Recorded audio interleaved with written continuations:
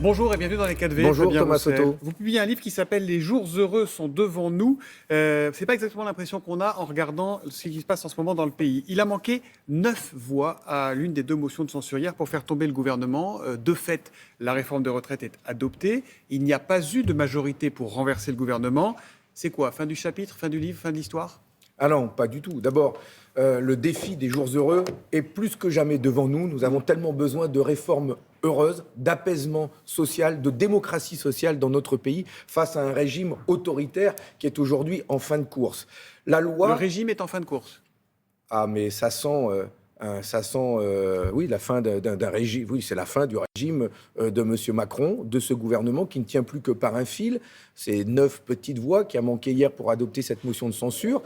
La loi est certes adoptée, on va dire, via le non-vote de cette motion de censure, mais il y a le recours au Conseil constitutionnel, mais il y a ce référendum d'initiative partagée que le Conseil constitutionnel a enregistré hier. Nous avons reçu sa réponse et le Conseil constitutionnel saisit le président de la République de cette procédure, ce qui fait qu'aujourd'hui, nous demandons la suspension de cette loi. Cette loi ne doit pas être promulguée. Et j'appelle le président de la République demain, lors de son intervention, à entendre ce qui se passe dans le pays, à entendre qu'il y a de plus en plus de grèves reconductibles, de facs à l'arrêt, de facs occupées, de mobilisation dans tout le pays. Je lui demande de retirer les matraques de la rue, d'entendre la contestation sociale et de suspendre cette réforme. Parce qu'au moins, il y a cette procédure de référendum qui est en route. Vous savez qu'il n'est pas disposé à la retirer, cette réforme. Ben, Elle est allée au bout de son cheminement démocratique, ce sont les termes qu'il a employés dimanche. Il ne veut pas la retirer, Emmanuel Macron, cette réforme. Mais où le président de la République redevient un président de la République et un chef de l'État qui se rend compte qu'il y a besoin d'apaisement dans notre pays, où il reste le chef d'un clan et à la tête d'un régime autoritaire qui, pour faire régner l'ordre, pour faire taire la contestation sociale, envoie les brigades mobiles, les CRS, comme je l'ai vu dans plein de villes, comme je l'ai vu cette nuit à Paris, ce qui est terrible. Je vois des jeunes, des étudiants qui sont soutenez les abîmés. manifestations sauvages, non déclarées, les mouvements spontanés, comme on a pu voir cette nuit, les incidents, ceux qui se déplacent pour brûler les poubelles, etc. Vous soutenez ces mouvements-là ou pas? Je vais être clair, Monsieur Soto. Face au chaos social provoqué par l'attitude du gouvernement, la réponse doit être la démocratie sociale, doit être les mobilisations exemplaires qu'ont tenues l'intersyndicale. Ce ne sont pas les mêmes. Et donc, nous appelons à ce que la manifestation de jeudi prochain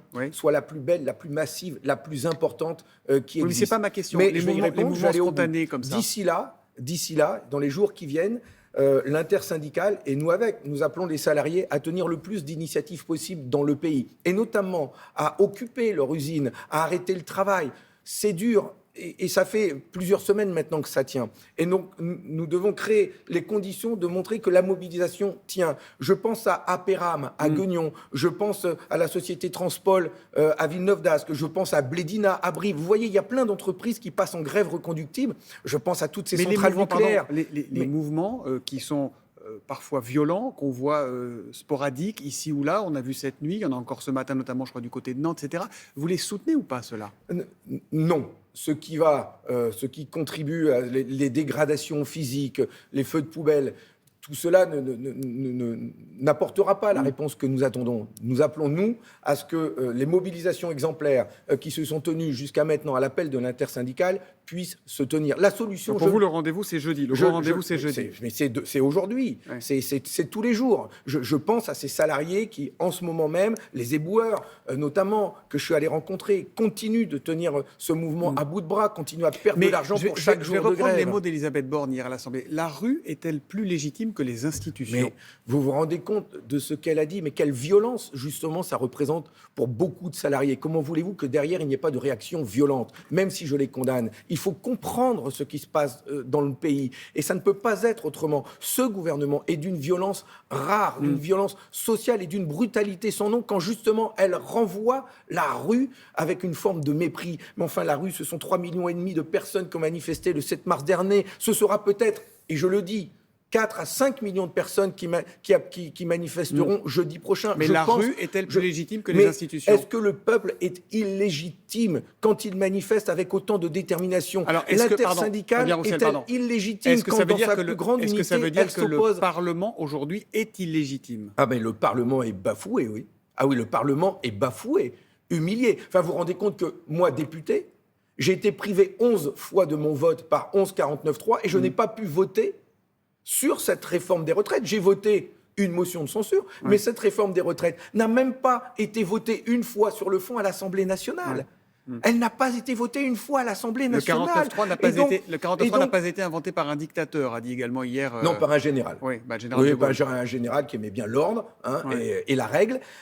J'ai beaucoup de respect pour le général de Gaulle, mais cette constitution, aujourd'hui, elle montre justement toutes ses limites. Et d'ailleurs, dans ce gouvernement, des forces de gauche que j'appelle à construire, et nous sommes prêts à le mettre en œuvre, nous retirerons le 49.3 de la Constitution. Nous retirons tout ce qui permettrait demain d'entraver le rôle du Parlement. Il faut en finir avec la Ve République ou pas ? C'est ça l'enseignement ?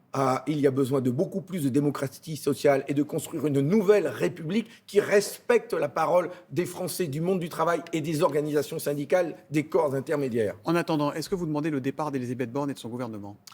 Je demande surtout l'abrogation de la réforme des retraites à 64 ans. C'est ce que les Français demandent. Mais est-ce que vous demandez le départ du gouvernement ? Ce gouvernement doit retirer cette réforme. Si le gouvernement ne le fait pas, c'est au président de la République de prendre la main. Les Français ne souhaitent pas forcément une dissolution. Ils demandent à ce que cette réforme... Vous la souhaitez, vous, la dissolution ou pas ? Oui, j'y réponds, je vous dis. Ce que les Français demandent, ce que je demande, ce n'est pas forcément la dissolution, c'est le retrait de cette réforme des retraites. Elle doit être retirée au plus vite. Si ça doit passer par un nouveau gouvernement, que cela passe par un nouveau gouvernement. Ce que nous savons, c'est qu'il y a besoin de stabilité. Nous avons besoin d'avoir un dialogue avec les organisations syndicales. Il y a besoin de travailler. J'ai réuni chez moi les entreprises vendredi qui sont face à des factures énergétiques qui, malgré les aides, continuent d'enfler, d'augmenter. J'ai vu des boulangers, des bouchers venir les traits tirés, déprimés. Ils ne savent pas comment ils vont payer. Enfin, vous vous rendez compte qu'en pleine période de crise, demain, c'est peut-être les boulangeries qui vont fermer, nos commerçants qui vont fermer, car ils ne peuvent pas payer leurs factures. Nous sommes dans une situation de crise économique, sociale dure, et à cela, le président de la République ajoute une crise démocratique. Notre pays s'enfonce dans la crise. J'appelle justement à une solution par le haut, à renouer avec la démocratie sociale. Et politiquement, Elisabeth Borne est-elle toujours à sa place à Matignon ? Non. Non. Ce gouvernement, celui d'Elisabeth Borne, est cramé. C'est clair. Ils n'ont plus aujourd'hui l'autorité, la majorité pour engager de nouvelles réformes. Et nous sommes face à une inflation, nous sommes face à une guerre aux portes de l'Europe. Il faut y apporter des réponses. Et c'est pour ça que j'appelle à une alternative de progrès. J'appelle l'ensemble des forces de gauche à ce que nous travaillions ensemble pour montrer que nous sommes prêts à gouverner ce pays et prêts à constituer une équipe au service du progrès social et qui travaille avec l'intersyndicale. On entend des mots très forts et parfois violents depuis hier. Il y en a eu à l'Assemblée nationale. Emmanuel Macron menace la paix civile. Le gouvernement a trahi le peuple. Il n'a plus aucune légitimité, a dit Mathilde Panot. Je voudrais aussi vous montrer un tweet de Louis Boyard, qui est un de vos collègues de la NUPES, député LFI. Contre l'avis de 79% des Français, la motion de censure est rejetée. 280, alors il se trompe sur le nom de député, mais ça va, vont donc approuver la réforme des retraites contre la volonté du peuple. Retenez leur nom. Est-ce que ça vous choque, ce retenez leur nom ?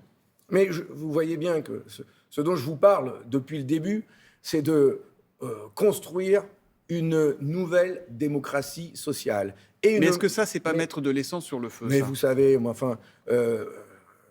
moi-même, quand je combattais le traité constitutionnel européen que les Français avaient rejeté par référendum et que M. Sarkozy a fait rentrer au Parlement, j'avais dénoncé les députés qui l'avaient voté et avaient dénié la démocratie populaire. Le sujet, c'est pas ça. Enfin, ça, c'est la politique politicienne. C'est pas celle que je souhaite faire. Au contraire, je dis qu'il y a une majorité de progrès dans ce pays.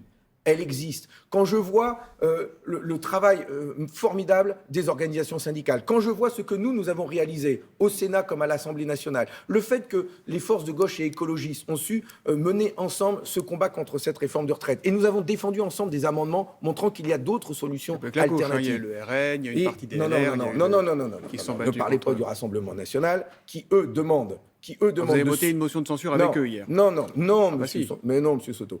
Le Rassemblement national, je le dis ici aux Français qui ne le savent pas, propose de supprimer les cotisations sociales sur les salaires pour augmenter les salaires. Supprimer les cotisations sociales sur les salaires, c'est la fin de la sécurité sociale. Et donc, ce que propose Marine Le Pen, c'est tout simplement le retour aux assurances et à la capitalisation. C'est un mauvais projet, c'est un projet libéral. Fabien Roussel. Nous portons un projet de justice sociale. Et nous sommes prêts à le mettre en place. On est quasiment au bout. J'aurais une question par vous, pardon. Est-ce que vous soutenez le gouvernement qui réquisitionne dans les raffineries? Non. Non, la réquisition, l'ordre, le bâton et la matraque ne seront pas une solution dans la situation de crise dans laquelle nous sommes aujourd'hui. Et c'est pour ça, vraiment, j'en appelle au président de la République de trouver les voies de l'apaisement. Ce n'est pas forcément la dissolution, c'est le retrait de cette réforme, qu'il le fasse et nous sortirons rapidement de cette situation de crise. Merci beaucoup, Fabien Roussel. Je rappelle Merci votre livre.